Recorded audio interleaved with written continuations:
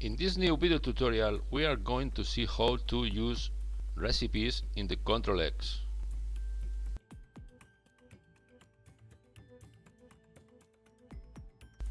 Goals: recipe management from Web Visu and from the PLC with the use of the recipe management library. Mounting control of USB from PLC with the combined use of Nodered for mounting the USB. Copying files from the PLC to USB and vice versa.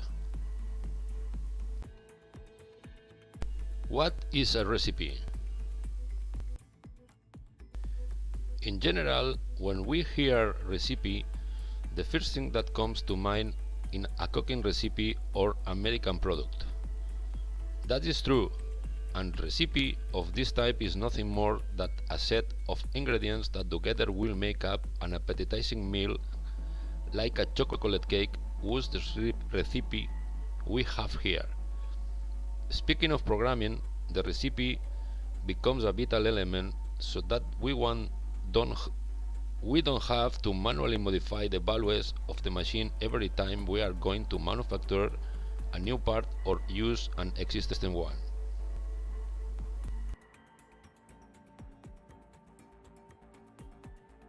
As I said, without the recipe, we should modify all the values by hand before activating the format change. In the example, we only have 7 values, but in general these configurations are much more extensive. Also, and in some cases, we could have something similar to a teaching that facilitates the capture of the current position of the motors or devices once they are already in position, which logically facilitates the work.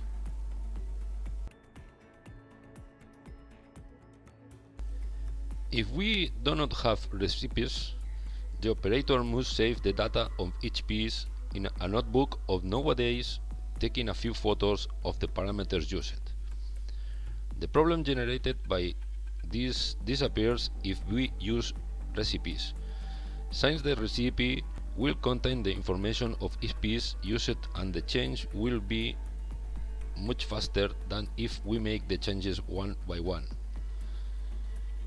But you should have a recipe, at least from my point of view. Option to create the recipe. Option to save the recipe, in this case PLC values to file.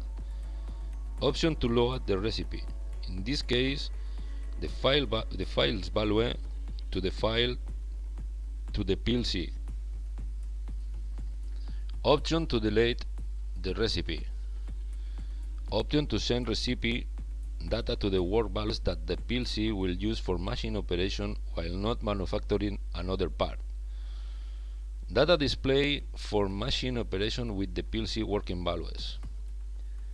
Display of data of the selected recipe for handling without affecting the operation of the machine. And I say this depends of each one of us and how we want to carry out this management. In this image we can see a generic image of what we have discussed above. In point 1 we will have two work values. In this window the values with which the machine is working at that moment are shown. They will be loaded from this recipe, but this must be validated by the machine operator and under certain safety conditions.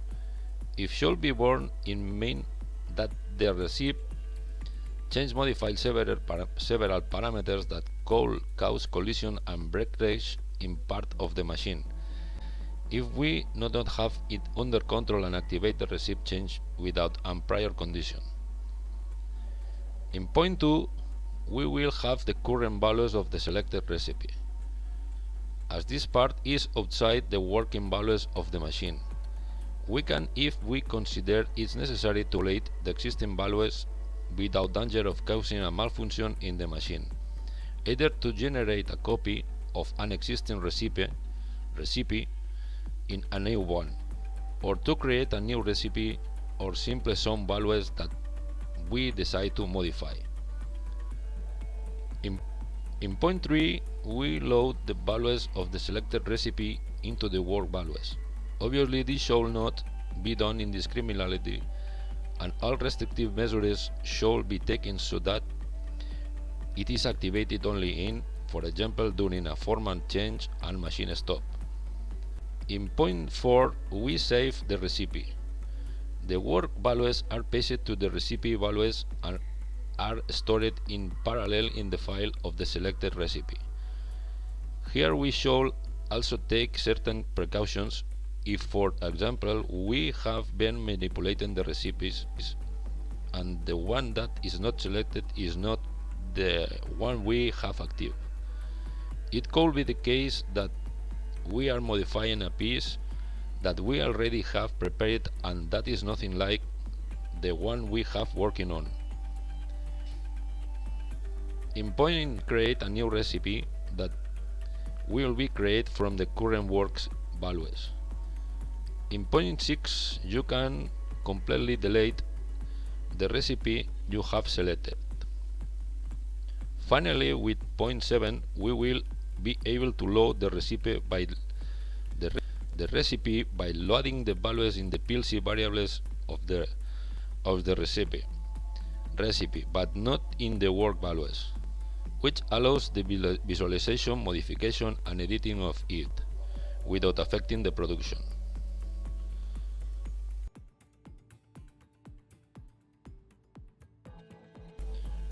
Although this is a very simple screen. Object to enter the name of the new recipe. Delete button from the selected recipe. Load the recipe. Save the recipe. List of available recipes. Selected recipe values. Work values. Loading recipe values to PLC. And loading values from PLC to recipe.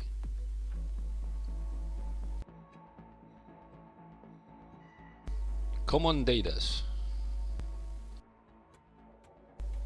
This common data that we are going to see below will be useful both for the example in Web Visu and for the example with PLC modules. The first thing we are going to generate is a structure, DUT, that we will use as an element to define the recipe variables, as well as the PLC variables.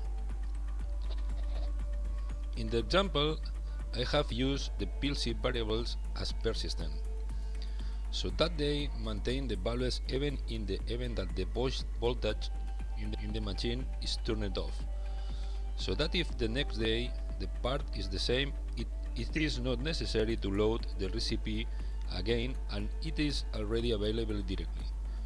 The recipe variables are located in the recipe control module itself. In this case, they are local and therefore may not be loaded and start up. It should be noted that the permanent variables defined in other modules or other variables tables can be included in this variable table.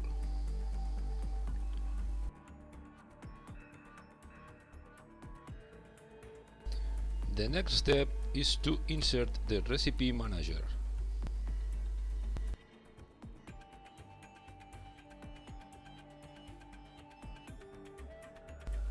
Once inserted, the manager has two configurable menus. In the first one, we can select the save format, preferably using the textual mode, because in this way, if we open the generated file, we can see the text in a more unstable way. The second is the part where we want the recipe path to be generated. From my point of view, it is better to have a path where only recipes are stored and not have other files. The other option defines the extensions with which we want the file to be stored. Personally, I prefer the extension that is appear in the image, since this way we know that it is a recipe file and not another type of. The rest of the options for the moment and for the example, we are not going to modify them.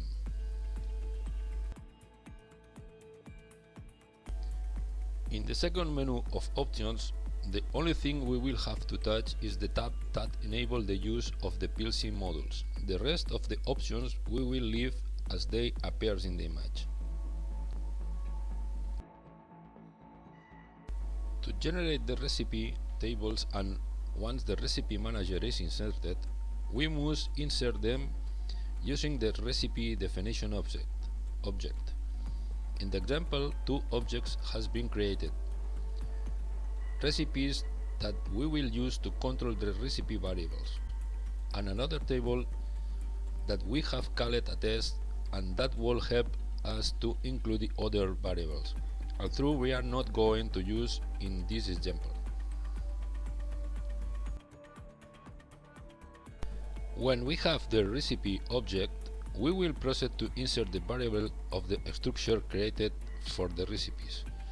Remember that this will only affect the values established by the recipe and not by the PLC variables, and that it is located in the recipe control module. Although in the example we only have the generate structure set, we could include any variable that we needed for its safeguarding or recovery. Finally, and before starting with the examples, we must create an initial recipe integrated into the system, and that will be used as a reference for the management from Web Visu and from the modules that we will use for the control from PLC. The name should be indifferent, but we must remember it since we are going to use it next. The files that we have created can be viewed online, on the one hand from the ctrlX itself in the Files option, being able to access the Generate folder.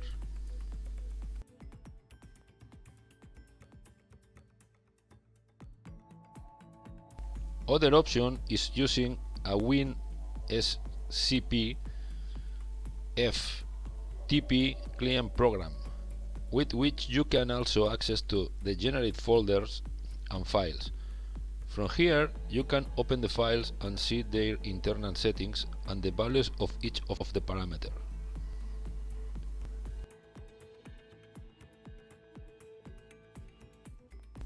Recipe control using Web Visu.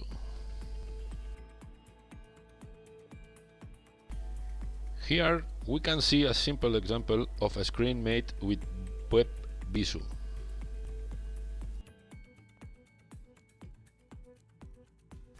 The first thing we need to do is insert the Visualization Manager object.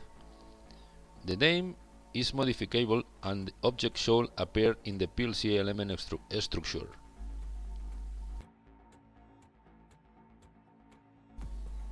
In the configuration screens, for the moment we are not going to modify anything, and we will leave this as it is.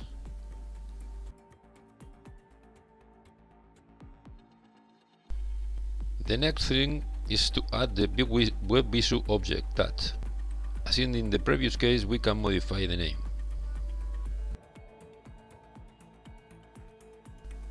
In the selectable options of the Web Visu, we can establish what the initial screen will be.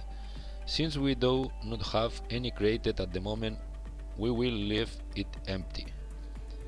The path to view the screens in a browser is the one that appears in the image, and you must use the IP of the computer with which you are connected.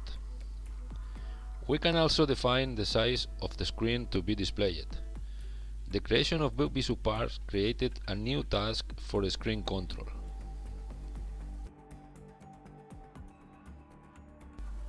Now we must add a new object of the visualization type that, as in the other cases, allows us to modify the name, and if it's our initial screen, it should be placed in the section mentioned above. The display element should appear in the Visualization Manager area. However, I have found that on some occasions it replaces it in the devices section. In any case, it works exactly the same wherever it is.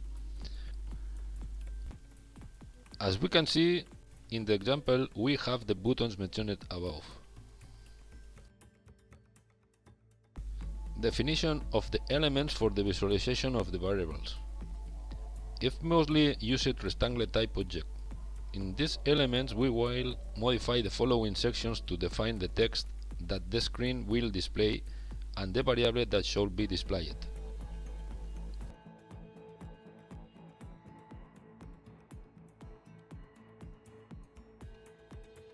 The variable can be found in the variables tables as follows and as shown in the image.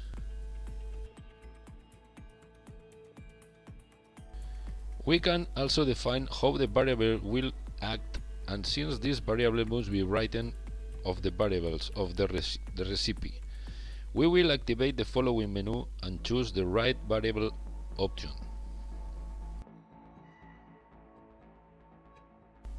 Where we'll leave the default values. This operation should be carried out with all variables of the recipes used and of course also with those of the PLC part. In this short video you can see how the variables are modified on the screen and simultaneously in the assigned variables. The structure you notice is the same one we are using, however this was recorded before leaving the names of the structure used in the current example.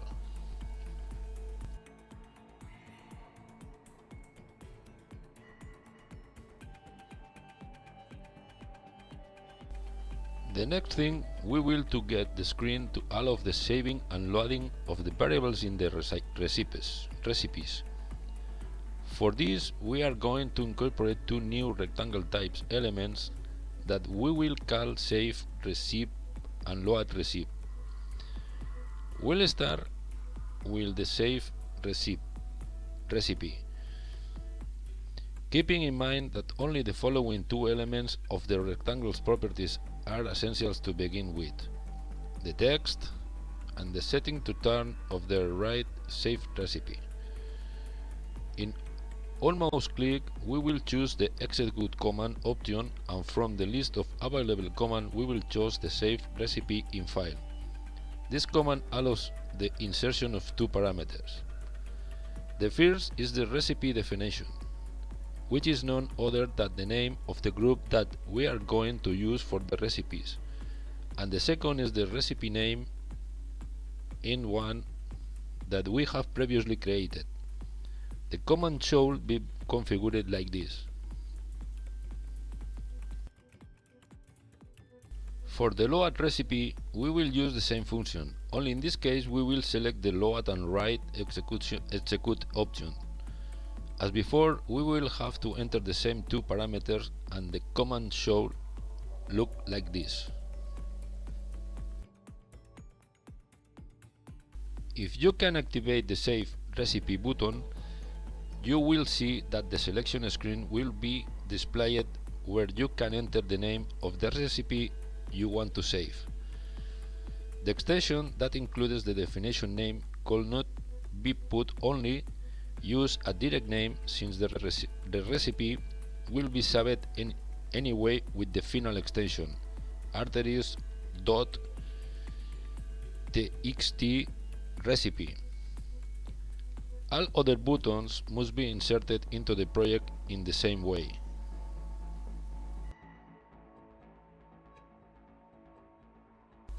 The load recipe button works in the same way, and when it is activated the same selection screen is activated, in which we can select which recipe we want to load, and as in the previous case it shows as the initial recipe N1 to definition name and extension.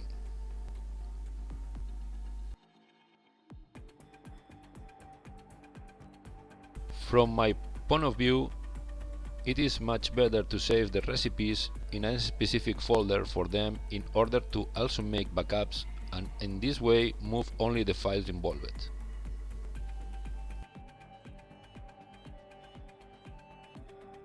These are the possible print elements for the display.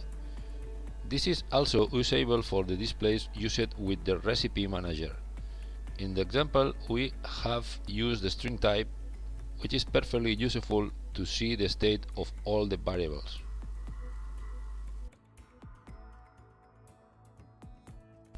List of objects for printing dates and time.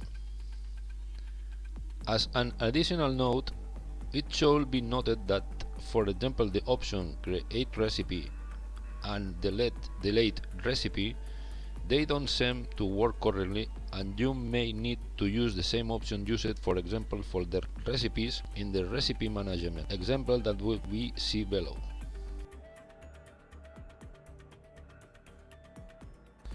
Recipe control from the PLC. To use the PLC modules for the recipe control, we must ensure that we have created the structure used in the previous example. In terms of functionalities, we could use the file control libraries used in the other applications, but for the example we are going to insert the recipe management library that contains the main FP for the management of the methods. This is the list of methods that are part of the recipe management library. Despite the fact that the kit and few of them appear, in reality we are only going to use 2 of them, since in addition to the function, in many cases the system did not work and each had been proposed in the functionality option of the recipes.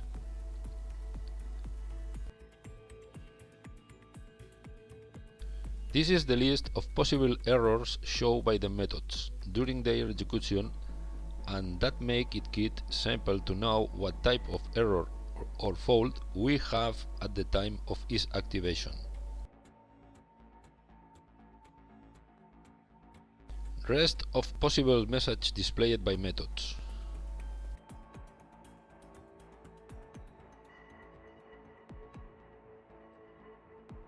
For the example program, a control module has been used for the sequence of activation.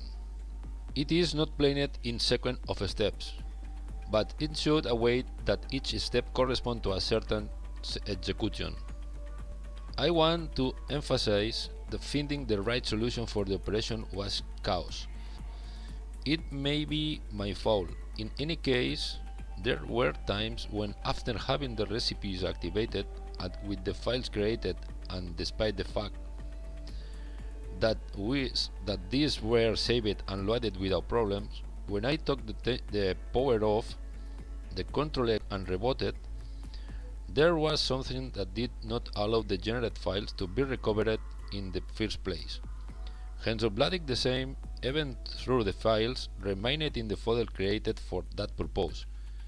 With this solution applied, this has been solved, and we can know which files are in the recipe directory, create, delete, save, and load recipes without problem. In the image, we can see the variables used for the control of the system. Variable for sequence control. Recipe FP management, which will control the methods used. FB for the delete of the recipe. As I said, the deletion methods of the recipe management did not work directly on the created files, and a workaround had to be used. A structure used for the recipe, already discussed above. General D-word showing the errors of the method is any. Control bits for the activation of the various functions of the recipe. These are the bits that are controlled from the screen. Strings with the definition name, the path assigned to the recipes, and the extension of the files used. String to create a new recipe.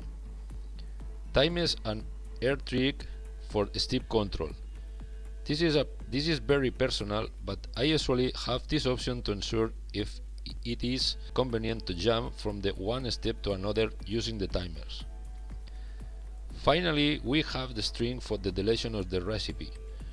This will not be applied manually, and is the case of create, but it we will from the recipe selector that we will see later.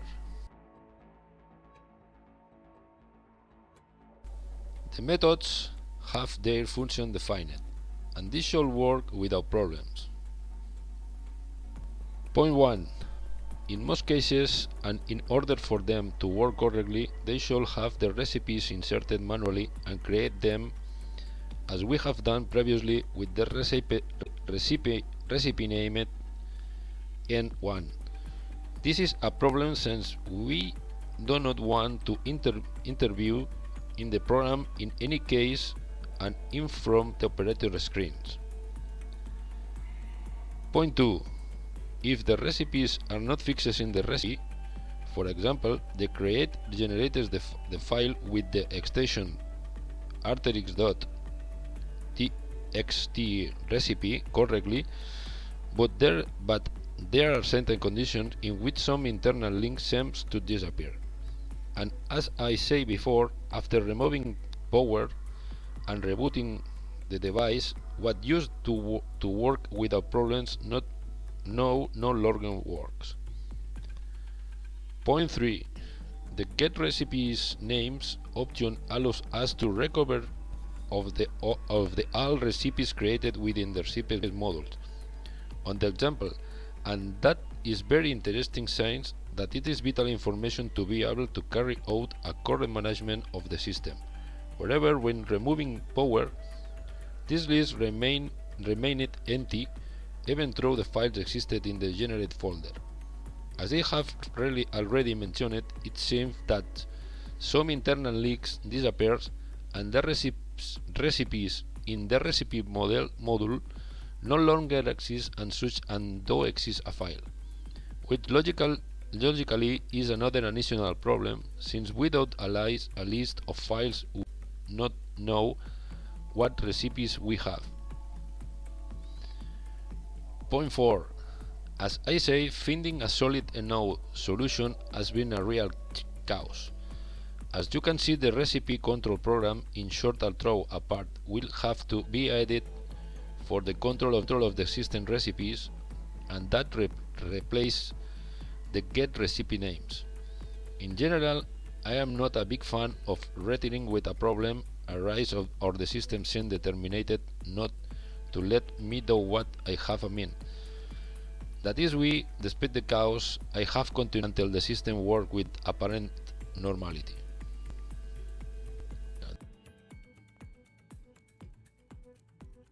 Let's go back to the control program.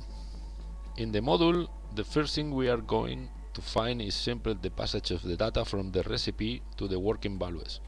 Obviously, this should only be possible when you are in format change mode, for example, to avoid problem. Therefore, some activation conditions should be placed and not only the screen button. Next is the start of the case and the activation conditions. As you can see, the activation are directly by begin in case 0 and jumping to the shared case, depending on the button that has been activated. The case of the save the recipe has its peculiarity since that, as we will see later, depending on the activated button, it is managed in different way.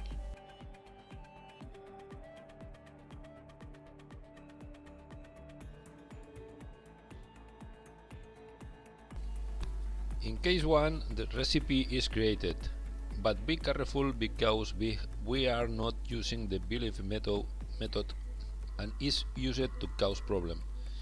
In this case, the method used is read and save recipe as, which generated a file with the name we have entered and the extension txt recipe. Once activated, we only manage the method, and after passing the time, we return to case 0. In case 2, the recipe is deleted. As you can see, it has not code since we are using, as I said, an additional FB file control system for the deletion of the recipe. The FB is placed outside the case and executed in step 2 as you can see in the image. The deleted file comes from the array of read files, which will be seen later, and from the selection pointer of the screen object, where the name of the recipe we want to delete appears. In order to use the deletion model, the following library must be installed. CXA file asynchron also includes the directory control module that we will use later. The string used allows us to extract the complete path where the file to be deleted is located by means of the concat statement. In case 3, we have the method for saving recipes. If you look, you'll see that is the same method we will use for the create. Only in this case the selection of the file will depend on the array of file read. It can be seen that it is generated in two parts. In the first one, and if the activation of passing values from the PLC to the recipe occurs, the step from working values to the values of the recipe is executed, and then the recipe is saved in the system.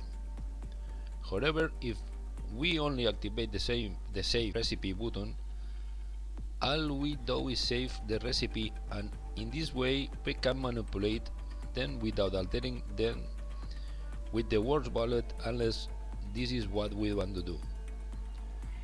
In the case 4, we load the recipe on top of the recipe data and we can view it.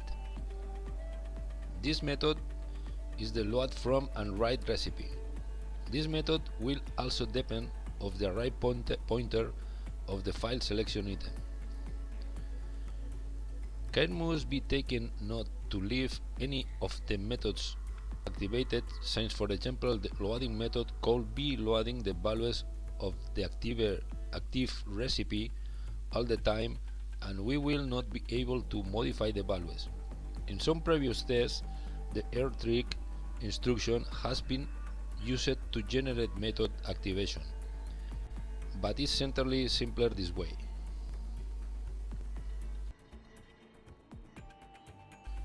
Finally, and outside the case, we have the control timer for the step jump, and then the erase if be that we have already seen above. As I say, the program itself is not complicated at all, only that on many occasions the methods did not work as they should.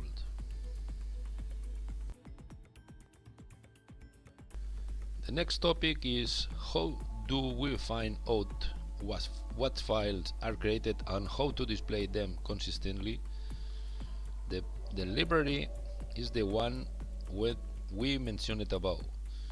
First, we have the sequence control bits and the integer for the control of this.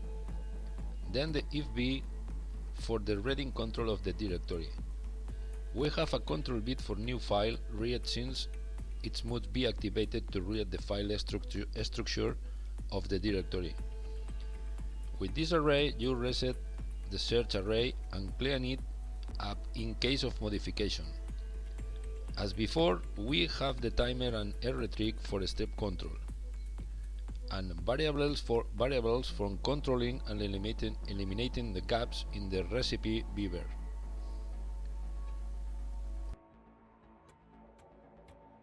The control program is managed with a case and specifically with 4 steps. In case 0, the system is initialized and some of the bits that trigger the reading of available recipes are waited.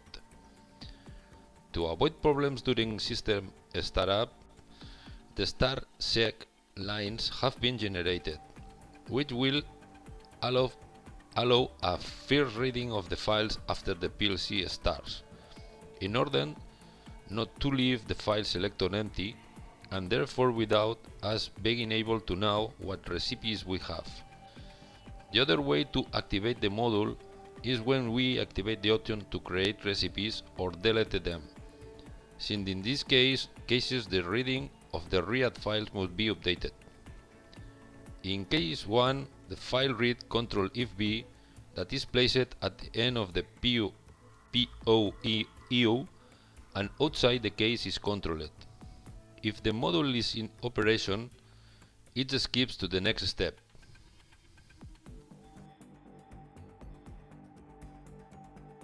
In case 2, the readNix variable is restarted again and the name of the file received from the ifb is copied to the control array that we will use to store the files in the directory.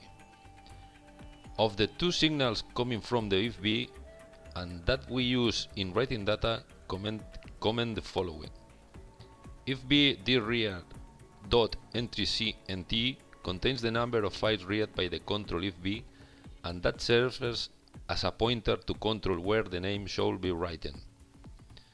ifb dread.dirEntry.entryName show us the name of the received file.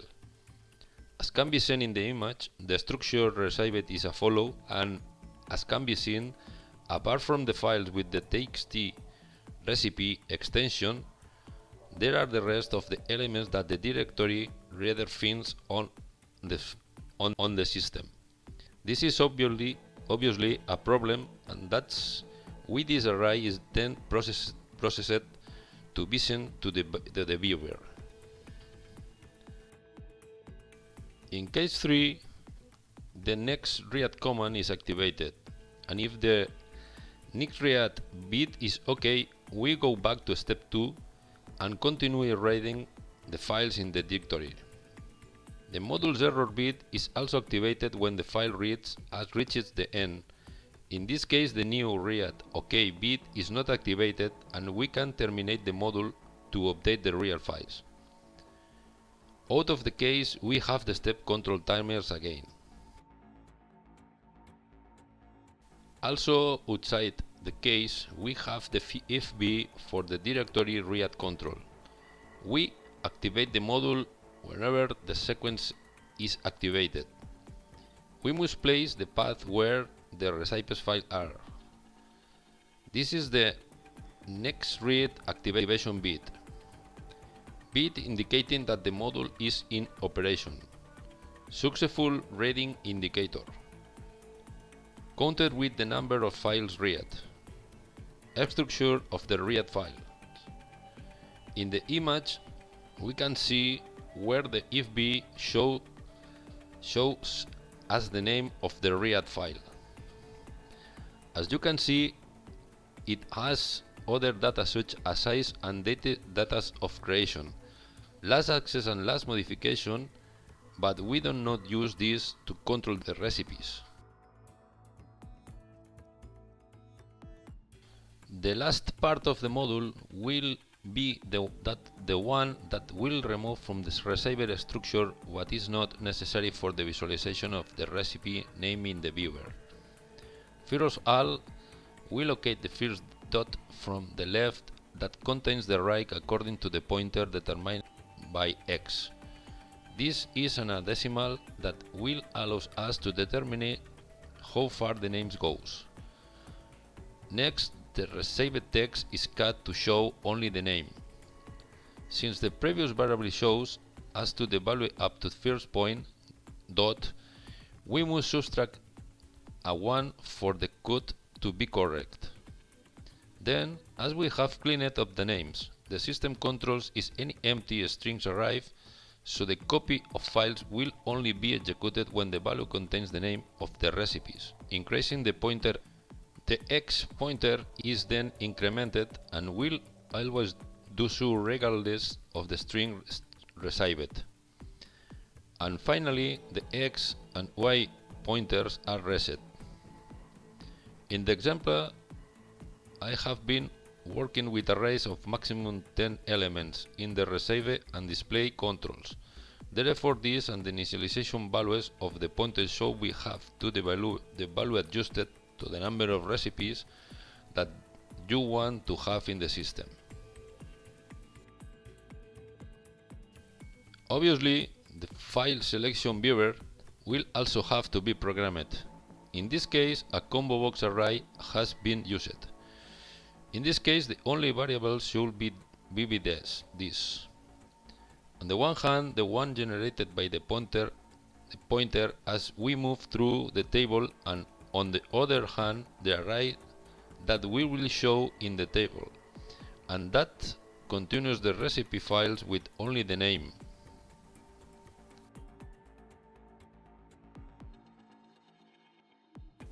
Other parameters that we can modify are, among others, those of the colors that we will show on the screen. But all this is already about the adequacy of the system, and therefore we will pass it by.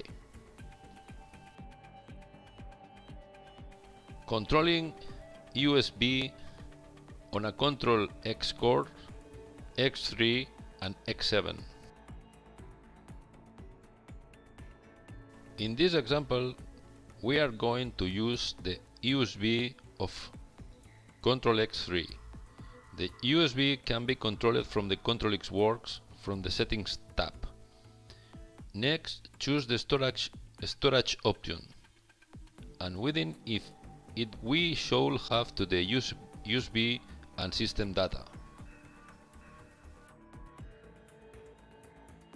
By default, USB sticks come unmounted, and before we can use them, we should mount. In the options, we can choose any of them. In this case, since what we want is to move files from the recipes or any other type to the USB or Viceversa, we must choose for the for data exchange option and activate mount again. After a waiting time, which may vary depending on the control used, the USB should indicate that it is mounted, and therefore we could use it. Keep in mind that the mounting speed can vary and kit a lot depending on the ctrlX used. Once mounted, it shows us the path that we should access to copy files. In terms of USB type, the FAT32 format is recommended, since with other formatting options the USB is not visible to the system. Obviously, if we want, for example, to make copies of recipes from the USB to the PLC or vice versa, the interesting thing will be not to have to enter anywhere else but the screen. Also note that we don't have direct access from the PLC, and therefore there is not access to the mount button. In this case, we will have to use a combined formula between PLC and Nodered. The first step will be to install the communication library with the data layer, specifically CXA data layer. The goal is for the system to detect the USB and activate the rest of the function to mount and prepare the USB for use. In the image you can see an example and the indicators used, as well as the name of the detected USB. In the data layer control module, we are going to use the following variables. FB for the control of the node where the USB elements and data system are located. Strings used, for example, with the path to the data layer and with the fixed path to the USB indicator that will also be used to send to the Nodered and activate the mount. String value in pointer to pointer format, in which we can see the values coming from the main path of the read node. Control bits. Timer for USB mounting error.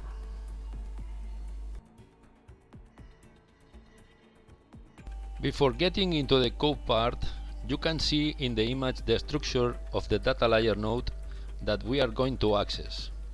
As important elements in the structure of the USB, we have two elements. The UUID shows us the USB indicator, and on the other hand, in the USB is mounted or not, and that will depend of the signal sent to the Nodered.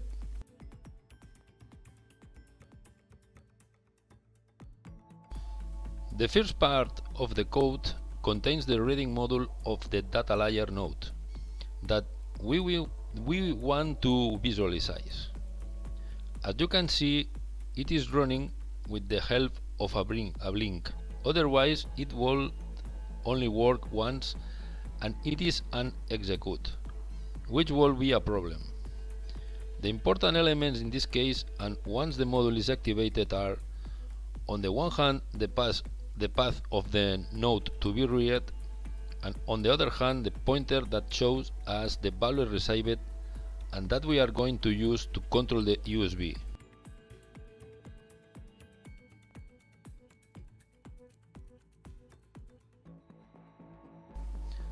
To know if we have one or more USBs introduced in the system, we must check the value we received from the child number element. If it is greater than 1, there is a USB should be proceeded to write the UUID indicator both in the screen variable and to the one that must be sent to the data layer to manage the assembly of the USB. Apart from this, the detected USB bit is activated. Mount and remove bits activated by the USB detected also act on the data layer flow by using the UUID flag to control mounting or removing it. The next step is to find out if the USB is mounted. To do this, we make a concatenation of the strings of the UUID path of the detected USB and the element we want to read, which in this case is the mounted option. The if bit is activated from the moment the USB is detected and is continuously activated in an attempt to receive the mounting signal. The mount error control is only an indicator since it will depend, as is said, of the condition of each devices and should be adjusted to the desired values so that it will only be activated in case the USB was not properly mounted.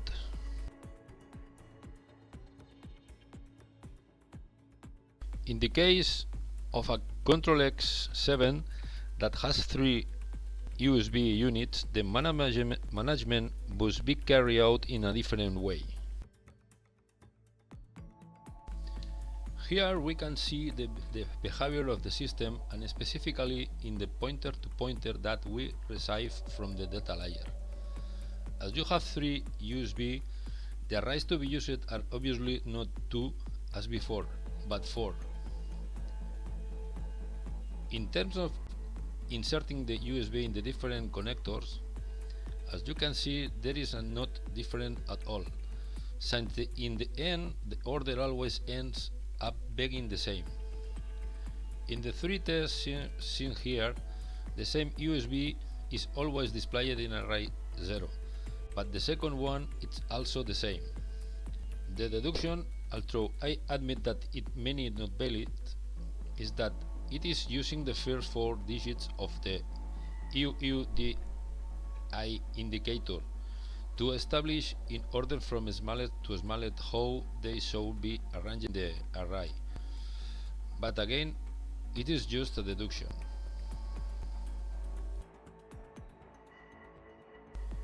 In the data layer, the USB structure with the 3 entered will look like this. In my opinion, and in this case, perhaps the path established for each of the USBs should also be extracted. It is important to note that the order of introduction defines the path on which the USB will work. This path is established even before the USB is mounted, and in this case it will always be following the order that appears in the image. SDB1, SDC1 and SDD1.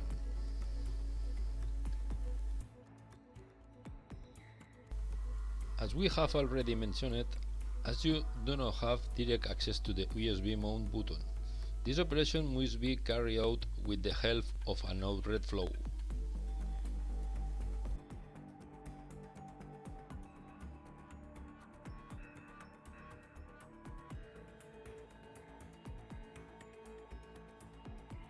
The Nodered flow is made up of three parts.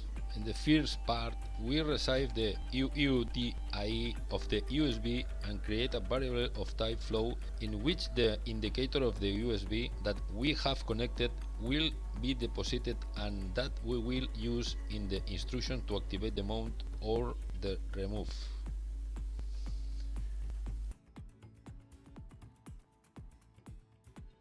In this other part, we check the status of the variable that activates the remove, and then we set the username and password that we have to access the ctrlX with which we are working.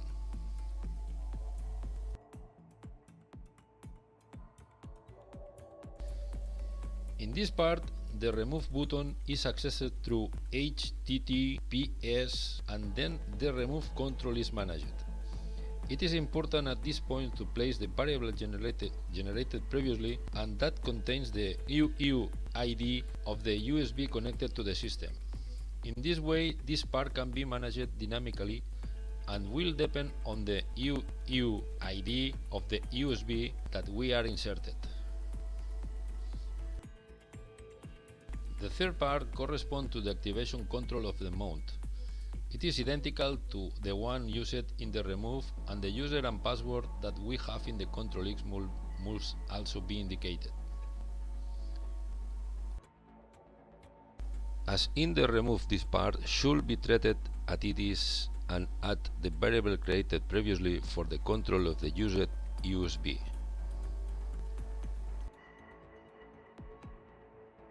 And finally, we have these two functions that are part of the boot options, remove and the mount.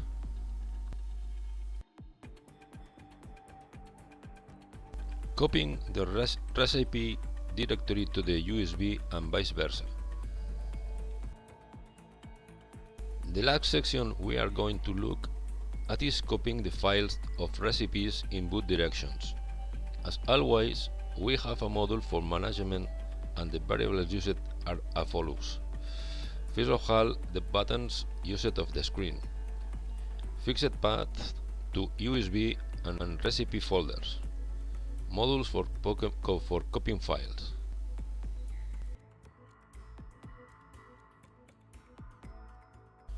The program only has two modules, one for copying from PLC to USB and the other to copy from USB to PLC. Obviously, the only requirement should be that the USB is mounted.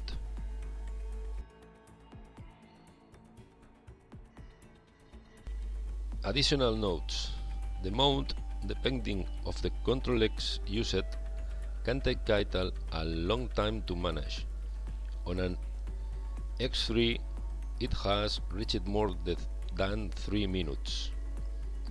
On some occasions, it may be necessary to put the USB back into to reactivate the reading. In the ctrlX with 3 USBs, you should determine which one we are going to work with. But in general, the structure used in the example directly mounts the USBs of an ctrlX7 as they are inserted into the connectors. Write paths could be modified to make the system more dynamic. In the image, you can see the status of a ctrlX3 with a single USB connector and how the data was displayed with the USB without USB and after inserting another USB.